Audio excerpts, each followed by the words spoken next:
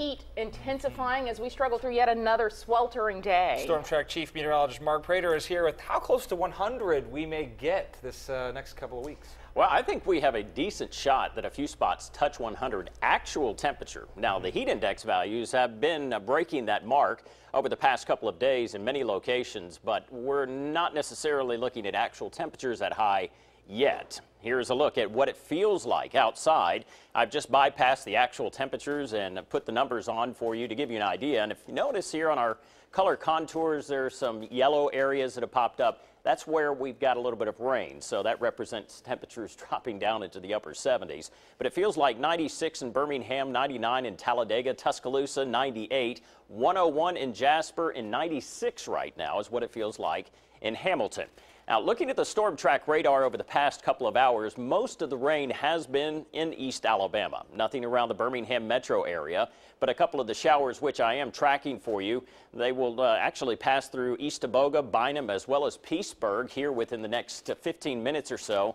But that shower is really beginning to fall apart west of Munford. And then the other shower just north of it, north of I-20, that's tracking towards Alexandria. That will get there at about 5:26, and then eventually move into northeast Alabama within the next 20 to 30 minutes if it holds together. This larger cell, though, that is just now over Lake Martin, a lot of lightning, good downpour with this. It's tracking towards the north and east as well. Will eventually affect places like New Site as well as Daviston by about 5:37 and Mellow Valley at about 5:43. Our storm track futurecast throughout the rest of this evening doesn't show a whole lot in the way of rain developing or continuing. Once the sun sets, and a lot of times these thunder showers rain themselves out. They're diurnal, and that means they are driven by the heat of the day with the sunshine. As we look at our noon hour tomorrow, not a whole lot's going on, but a couple of showers begin to pop up and scatter through the area, raining themselves out, leaving areas to redevelop. And then notice as we get into Friday night and early on Saturday, there's a decent amount of cloud cover that starts to move in. This is actually the south end of what was once Tropical Storm Bill. This new model data has changed drastically, considering the fact that it looked like Bill was going to stay far enough to our north. High pressure would keep us blocked out.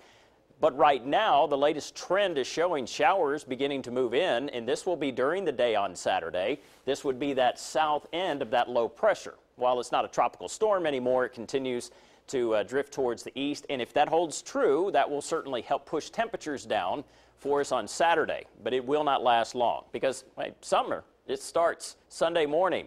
And this, of course, will happen at about 11:38, or excuse me, I should say 28, and that will be the first half day of summer, and then our first full day of summer will be on Monday.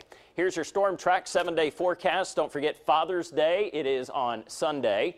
So for those of you who have plans to do something with that outside, it will be warm. Temperatures warming back up into the mid-90s. And then once we get back into the first of next week, it's really going to start to get hot with temperatures headed into the upper 90s, close to 100 by next Wednesday.